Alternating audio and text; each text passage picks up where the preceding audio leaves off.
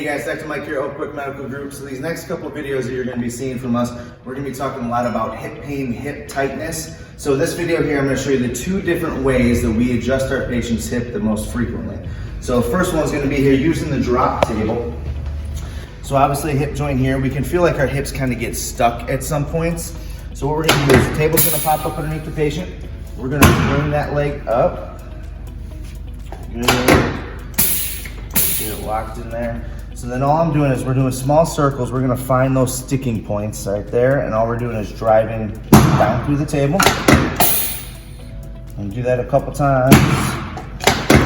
Really just start to free up that joint. One more.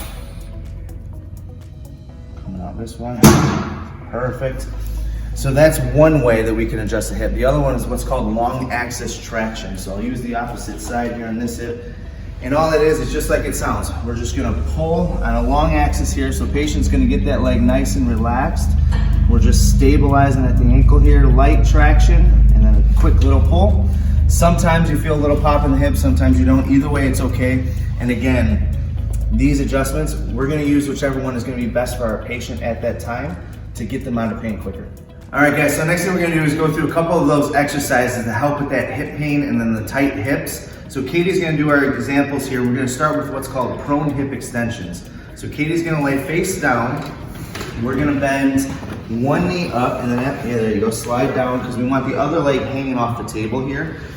So when it comes to the tight hips and the hip pain, in the beginning exercises, we always just wanna take the patients through the range of motions of that joint and really start to fire those muscles so the patient can learn how they wanna fire those muscles so that on a daily basis, we know the body and the biomechanics are working appropriately. So we're starting with these prone hip extensions. Katie's gonna have her knee bent and all she's thinking about doing is bringing her heel and her foot straight up towards the ceiling, firing those glutes. We're gonna hold 1, 2 and relax. Good, all the way back down to the table and then drive back up. Perfect, hold 1, 2, and then down. So give me a couple of those. While you're doing this exercise though, you wanna make sure it's only coming from the glute. We don't want to extend too much. We start really firing those low back muscles because now that we're fixing hip issues, we don't wanna be causing low back pain as well. So she's gonna give us a couple of those and then obviously we would switch to the other side. The next range of motion that we're gonna be doing here, Katie's gonna sit at the end of the table there. So now we just work the back side of the hip. So now we're gonna be working the inside of the hip. So this is called Isometric Adduction or Abduction. So Katie's gonna place the ball right between the knees, sitting up nice and tall, making sure that core is stabilized. And all she's gonna do is squeeze that ball. We're gonna hold there for 3 seconds and then relax. And then go ahead and go again. And perfect, so again, now this is firing the adductors and everything on the inside of those hips. Again, just making sure that we're gonna be strengthening all sides of the hips to try to really get those muscles firing to support that joint the way they should be. All right, guys, the next exercise we're gonna go through range of motion is gonna be flexion of that hip. So Katie's gonna brace herself on this wall, and anytime we're doing these exercises, just like we talked about in the last one, we wanna set that core, make sure we're really stabilizing the core, and then she's just gonna bring her hip up into flexion, straight up, so we're parallel with the floor, and then come back down.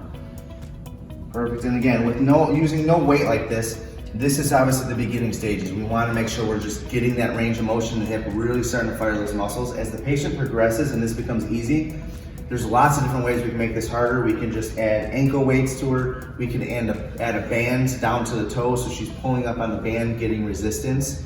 But the whole point of it and everything we wanna focus on is really getting those hip flexors to fire to stabilize that joint. The last motion that we're gonna do here is what's called abduction or abduction. So Katie's gonna place the ball. It's just like we did for the adductors. It's all gonna be an isometric type movement. So we're not really gonna be going through a full range of motion, but she's gonna place the ball right there by her knees, stabilizing that core again, and she's gonna start to drive that leg into the wall, pushing against the ball. Again, holding 3 seconds and then relaxing.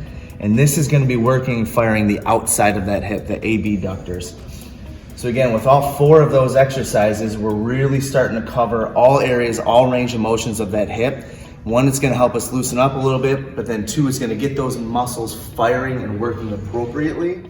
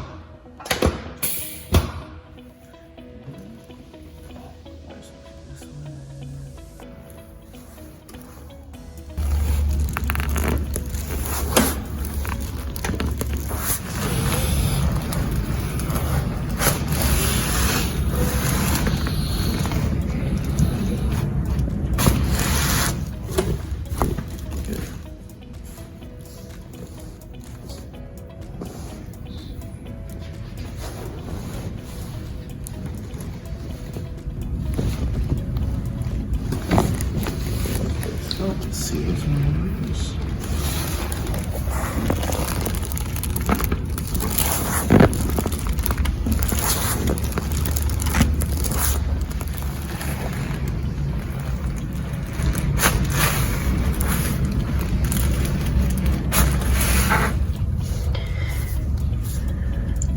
Face me, please.